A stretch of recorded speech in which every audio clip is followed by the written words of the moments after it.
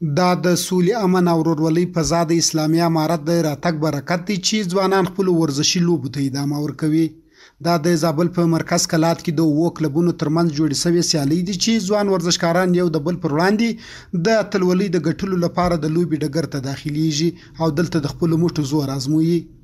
دغه ځوانان وایي چې دا لوبې خورا ګټورې او که زمینه ورته مساعده سي په ملي کچه به هم د زابل لپاره افتخارات راوړي. هیلهمند یم چې د ولایتو په سطحه ان د هیوادو په سطحه موږ ته مسابقې جوړې کړي تر څو موږ خپل استعدادونه د زابلي ځوانانو او ولایتي ځوانانو ته وښیو چې موږ څومره استعداد لرو. اوس هم ډېر خوشحاله یو چې په همدې مسابقو کې قرار لرو.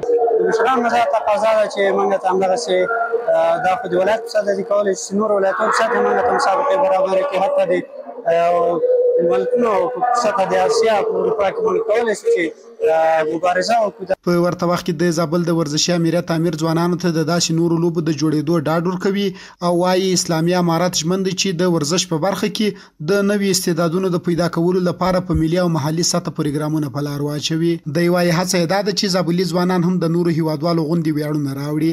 دغه د اوو کلبو تر مابین دغه بازیان جوړ شوي دي، په دې کې ولسوالۍ هم اشتراک لري او د مرکز هم دي جوړ شوي د کیک بوکس د فدراسیون لخوا او د تربیت بدني په همکاري سره دواړو په همغږۍ باندې جوړې کړي دي.